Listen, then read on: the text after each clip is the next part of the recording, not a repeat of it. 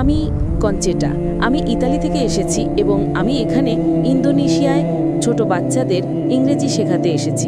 আমি কোনো নির্দিষ্ট ধর্ম অনুসরণ করি না, আমি কোনো চার্চ বা কোনো ধর্মে বিশ্বাসী নই। তাই আমার প্রশ্ন হলো, আমি সবসময় দেখেছি যে বিভিন্ন ধর্মের মানুষ আমাকে তাদের ধর্ম সম্পর্কে জানাতে চেষ্টা করেছে, কিন্তু আমি সবসময় দেখেছি যে তারা বলতো আমার ধর্মই সেরা, আমার ধর্মই সেরা, এবং আমি এটা চাইনি। তাই আমি কোনো ধর্ম অনুসরণ না করার সিদ্ধান্ত নিয়েছি, কারণ আমি বিশ্বাস করি যে ধর্ম ছাড়াও আমি একজন ভালো মানুষ হতে পারি। আমার শৃঙ্খলা আছে, আমি অন্যের ভালো করতে পারি, কারোর ক্ষতি না করে একটা সুন্দর জীবনযাপন করতে পারি, কোনো কঠোর নিয়ম না মেনে। বোন, আপনি ইংরেজি ভাষার শিক্ষিকা, তাই না? শুধু এখানে ইন্দোনেশিয়া একটা অভিজ্ঞতার জন্য। ইন্দোনেশিয়ায় এখন আমি যখন ইংরেজি বর্ণমালা শিখেছি, আমি জানি তার ক্রম হলো ABCD। না না না না, BAZYD। আপনি কি এটা মানবেন? না। কেন? আপনি তো বলবেন আমি সঠিক। এটা ঠিক না ভুল? ABCD ছাড়া কি ইংরেজি শেখার অন্য কোনো উপায় আছে? কারণ আপনি জানেন এর একটাই উপায়, শুধু একটাই। আপনি বলতে পারেন না ZADPL? আপনি কি বলতে পারেন? যদি 10 জন লোক এসে আপনাকে বলে চলুন ইংরেজিতে বর্ণমালা শিখি, ZYAL, আপনি কি রাজি হবেন? আপনি কি বলবেন আমি সঠিক কিনা? কেন? কিন্তু আমি কি করে জানবো যে একজন অধার্মিক পটভূমি থেকে আসা মানুষ আপনার পথটাই সঠিক পথ? আপনি খুব ভালো ইংরেজি জানেন, তাই না? আপনি আপনার ইংরেজি গান নিয়ে আত্মবিশ্বাসী। হ্যাঁ। আপনি কি 100% নিশ্চিত? আমি ইংরেজিতে পারদর্শী, কিন্তু আমার মাতৃভাষা ইতালিয়ান। কিন্তু আপনি জানেন যে ইংরেজি মানে ABCD, অন্য কোনো পথ নেই, তাই না? 100% নিশ্চিত, কারণ আপনি ইংরেজি জানেন। আপনি ইংরেজিতে একজন বিশেষজ্ঞ। আপনি ইতালিয়ানও আরো ভালো বিশেষজ্ঞ হতে পারেন, কিন্তু আপনি ইংরেজিতে বিশেষজ্ঞ, তাই না? ঠিক তেমনি ভাবে বোন, আমার পদ্ধতি ভিন্ন।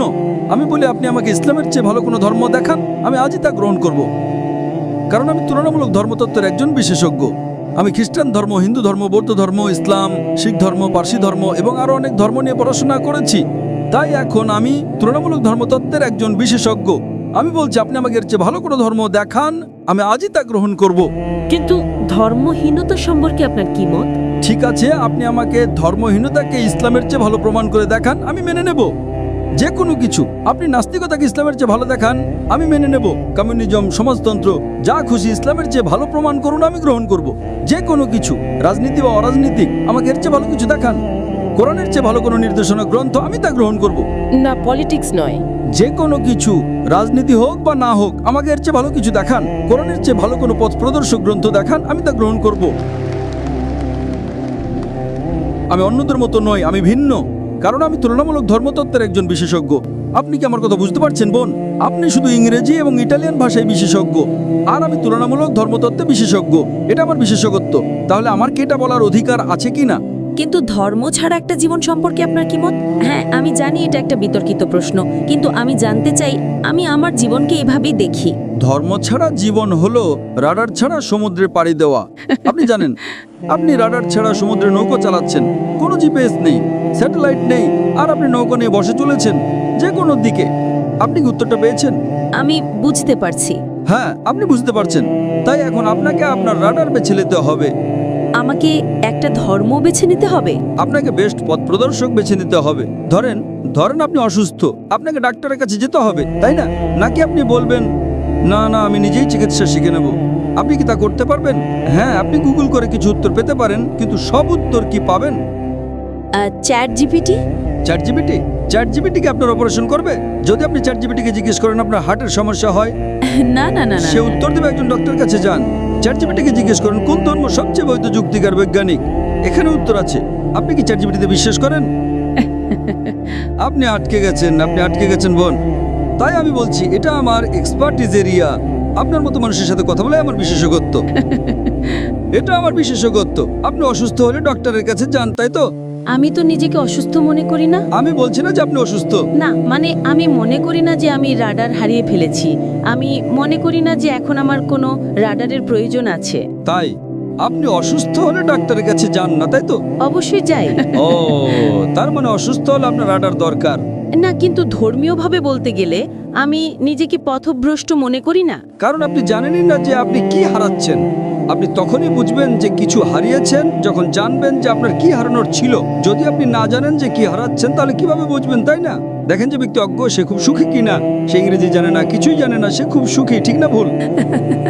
আপনি জানেন না যে আপনি কি হারাচ্ছেন। আমি যে আনন্দ পেয়েছি, আমি নিশ্চিত যে আপনি তা পাননি। হ্যাঁ, আমাকে শিখতে হবে। কারণ আপনি জানেন না, যে ইংরেজি জানে না সে বোঝে না ইংরেজি কি। আপনি ফলের স্বাদ চাখাননি, তাই না? এজন্যই আপনার জন্য আমার দুঃখ হচ্ছে বোন, আপনার জন্য আমার দুঃখ হচ্ছে বোন। না, তবে আমি বৌদ্ধ ধর্মের চিন্তাভাবনার প্রতি বেশি বিশ্বাসী। যেমন আপনার শরীর একটি মন্দির, যেমন ঈশ্বরী আপনি, যেমন আপনাকে। ও, বৌদ্ধ ধর্ম। আচ্ছা, বুদ্ধের শিক্ষা কি? আমি জানি না, আমি তো পড়িনি, দয়া করে বলুন। তাহলে এখন বৌদ্ধ ধর্ম সম্পর্কে কথা বলছেন আর আপনি জানেন না বৌদ্ধ ধর্ম কি? আমি বিশেষজ্ঞ নই, কিন্তু আমি কিছু বই পড়েছি এবং সেখানে বলা হয়েছে যে বুদ্ধই আসলে আপনার মধ্যে আছেন। মানে আপনি নিজের উপর কাজ করে একটা ভালো জীবন পেতে পারেন এবং অন্যের সাথে ভালো ব্যবহার করতে পারেন, আর সেটাই যথেষ্ট। তাই নিজের উপর কাজ করাই আসল। একথা কে বলেছে? এটা তো বৌদ্ধ ধর্মের শিক্ষা নয়। হয়তো এটা তার একটা অংশ, কিন্তু মূল শিক্ষা নয়। বুদ্ধ 4টা মহান সত্যে বিশ্বাস করতেন। 1 নাম্বার, এই পৃথিবীতে দুঃখ এবং কষ্ট আছে। বুদ্ধের প্রথম মহান সত্য ছিল যে এই পৃথিবীতে দুঃখ এবং কষ্ট আছে। 2 নাম্বার, এই দুঃখের কারণ হলো আসক্তি বা আকাঙ্ক্ষা। 3 নাম্বার, দুঃখ দূর করতে হলে আকাঙ্ক্ষা দূর করতে হবে। এবং 4 নাম্বার, আকাঙ্ক্ষা দূর করার জন্য অষ্টাঙ্গিক মার্গ অনুসরণ করতে হবে। এটাই গৌতম বুদ্ধের শিক্ষা। আপনি কি ইসলামের কোনো বই পড়েছেন? না, আপনি কি কোরআন পড়েছেন? আমি পড়ব। আচ্ছা, আপনি কি আমার জন্য একটা কাজ করতে পারেন? আপনি কি কোরআনের ইংরেজি অনুবাদটা পড়ছেন না কেন? দয়া করে একটা খোলা মন নিয়ে কোরআনের ইংরেজি অনুবাদটা পড়ুন। হ্যাঁ, খোলা মন নিয়েই পড়ব। কোনো রাডার ছাড়াই পড়েন, সমস্যা নেই। একটা খোলা মন নিয়ে পড়েন। পারলে ভুল খোঁজার চেষ্টা করেন, কোনো সমস্যা নেই। আপনি যত বেশি ভুল বের করার চেষ্টা করবেন আমি তত খুশি হব। যখন আপনি কোরআন পড়বেন তখন একটা বিশ্লেষণী মন নিয়েও পড়বেন। কোরআনে ভুল খুঁজে বের করার চেষ্টা করেন, কোনো সমস্যা নেই।